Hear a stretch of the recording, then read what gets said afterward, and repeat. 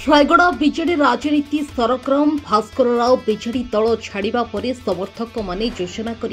रायगड़ा पौराध्यक्ष महेश्वर पट्टनायक नेतृत्व में रायगड़ा पौर परिषद 21 जन काउंसिलर मध्य 19 जन काउंसिलर पौर उपाध्यक्ष शुभ्रा पट्टनायक विरोध में काउंसिलर एकत्रित हुई जिलापाल कार्यालय में पहुंची आशुतोष कुलकर्णी को लिखित अनास्था प्रस्ताव दाखल कर 15 नंबर वार्ड काउंसिलर संतोष दले कहते वाइस चेयरमैन शुभ्रा पट्टनायक विरोध में अनास्था प्रस्ताव देवाई जिलापाल जिलापाल अनास्था प्रस्ताव रिसीव कर शुभ्रा पट्टनायक विरोध में अनास्था अणाई काउंसिलर मानक पक्षर दरखास्त किसी उल्लेख कर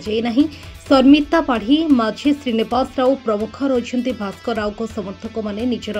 पतियारा जाहिर करने प्रथम टार्गेट स्वरूप शुभ्रा पट्टनायक को बलि पकाई आलोचना होछि। उपाध्यक्ष शुभ्रा पंडा भास्कर राव को विरोधी गोष्ठी सुधीर दासकर समर्थक होइथिबा एकमात्र कारणरू विरोध में अनास्था अणाଯାଇଥିବା स्पष्ट होइछि।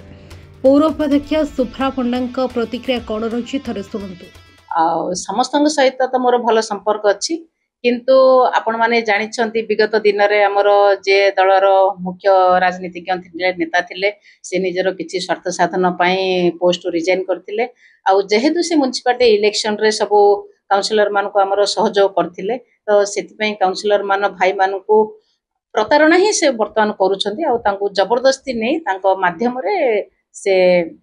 अनास्था प्रस्ताव आनिछंती। Bureau chief Rishikesh Sahu report Odisha news 27।